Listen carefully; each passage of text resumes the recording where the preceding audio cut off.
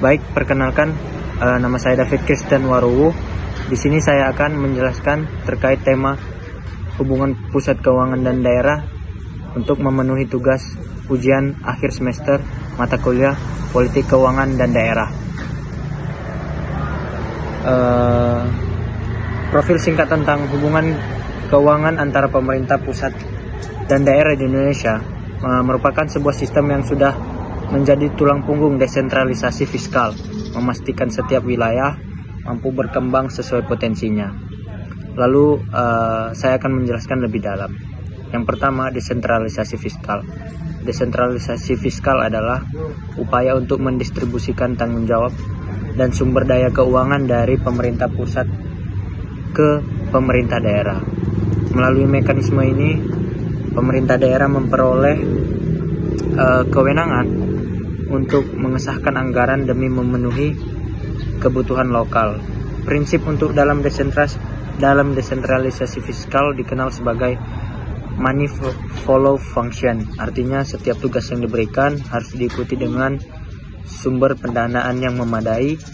Namun pelaksanaan sistem ini menghadapi tantangan besar seperti ketimpangan fiskal antar daerah, antar satu daerah, dan ketergantungan pada dana transfer pusat. Dana transfer ini mencakup dana alokasi umum atau DAU, lalu ada dana alokasi khusus dan yang terakhir itu ada dana desa yang disalurkan melalui kantor pelayanan seperti Kantor Pelayanan Perbendaharaan Negara (KPPN). Lalu yang kedua ada peran KPPN dalam penyaluran dana.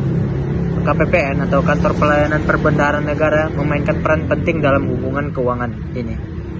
Sebagai lembaga perbendaharaan, mereka bertugas menyalurkan dana, memastikan akuntabilitas serta memantau penggunaan anggaran di tingkat daerah.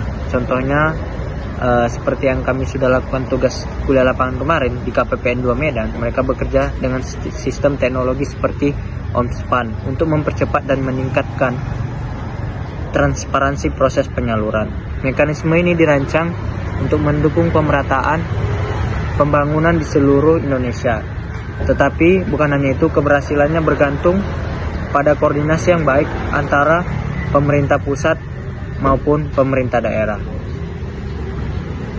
Lalu yang ketiga, saya akan menjelaskan beberapa tantangan yang dihadapi dan solusi tentang hubungan keuangan pusat dan daerah ke depannya. Yang pertama tentang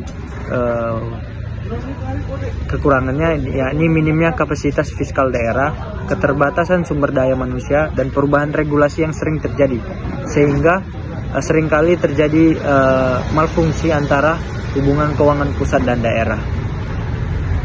Lalu inovasi yang bisa dilakukan yakni mendorong inovasi pendapatan asli daerah sesuai dengan UU nomor 1 tahun 2022, juga memberikan fleksibilitas bagi pemerintah daerah untuk mengelola dana sumber lokal sekaligus memastikan adanya pengawasan ketat. Demikian penjelasan dari saya. See you again.